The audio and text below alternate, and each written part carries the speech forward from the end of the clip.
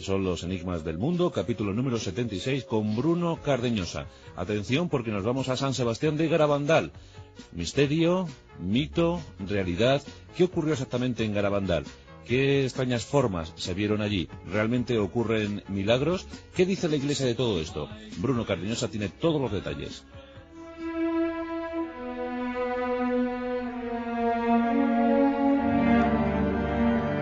El próximo mes de junio se cumplirán 40 años de las apariciones marianas más relevantes ocurridas en España durante el siglo XX. Poco importa que haya discurrido tanto tiempo.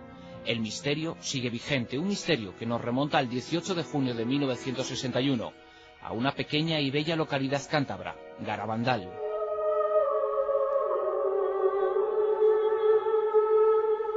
Las protagonistas de esta aventura son 4 niñas de entre 11 y 12 años. Se llaman Maricruz, Jacinta, Mariloli y Conchita. Esta última se convertiría con el paso de los años en la auténtica protagonista de los hechos. Ellas aseguran que ese 18 de junio, tras hacer una travesura, oyeron un trueno y que frente a ellas apareció una figura entre resplandores. De inmediato pensaron que se trataba de un ángel que les recriminaba. Lo comentaron con sus vecinos y con sus familias. Muy pocos las creyeron, hasta que 3 días después las acompañaron al lugar en donde se había producido la aparición. Los hechos se repitieron.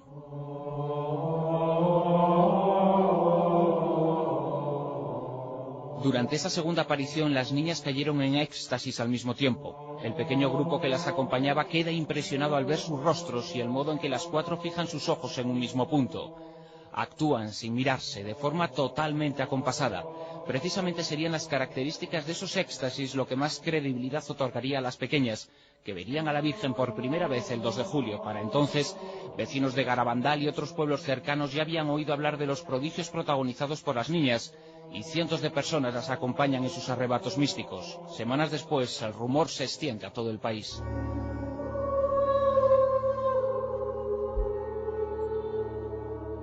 Ellas describen a la Virgen como una mujer joven, alta, de cara alargada, nariz fina y boca pequeña. Dicen que es alta y que aparece rodeada de una corona de luces. Cuando la ven, las niñas entran en éxtasis, un estado de aparente inconsciencia durante el cual se aíslan de todo lo que ocurre alrededor de ellas.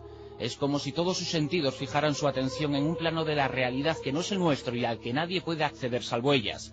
Ven, oyen, sienten algo que solo está al alcance bajo trance. Y lo curioso en este caso es que las 4 dicen ver, oír y sentir exactamente lo mismo.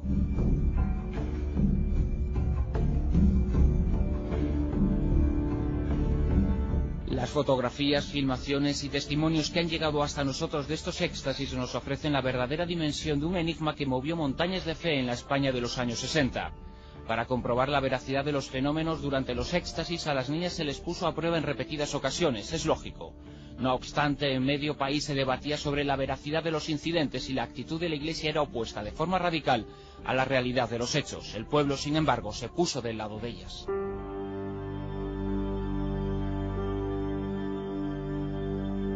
A las niñas se las pinchaba con agujas durante los trances y se lo hacían con fuerza. Sin embargo, ellas no sentían el más mínimo dolor. Pero no acaban ahí las cosas. En ocasiones las niñas caminaban de rodillas, también al unísono, entre los riscos de las montañas próximas a Garabandal.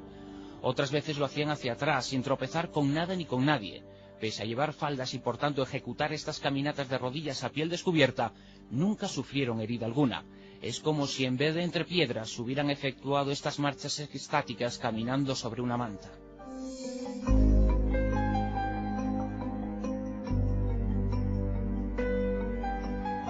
Varios médicos asistieron a estos trances que a veces duraban 2 horas, entre ellos los doctores Ricardo Puzernau y Alejandro Gasca.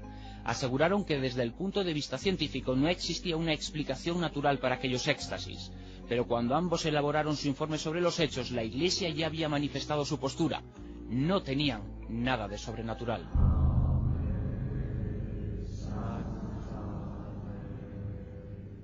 La polémica llegó a incidir tanto en la senda del sentimiento que en ocasiones se enervó, hasta el punto de que quienes negaban las apariciones de Garabandal parecían ser objetos, según los devotos, de una extraña maldición.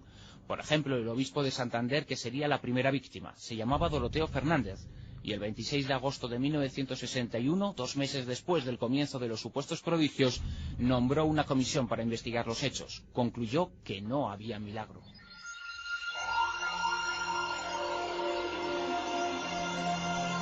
A la muerte del obispo le sucedió Beitia Adanzábal. También él, como su difunto predecesor, atribuyó los hechos a un suceso natural. Por problemas de salud tuvo que dejar su cargo muy pocos días después.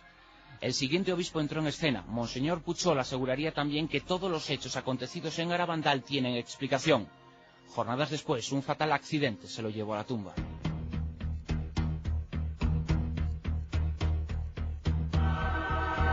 Seguimos sin saber qué ocurrió en realidad. Sospechas hay muchas. Una de las pequeñas, Mariloli, apuntó que todo había sido un invento de Conchita, pero más tarde se retractó y sus afirmaciones quedaron sin poder ser demostradas.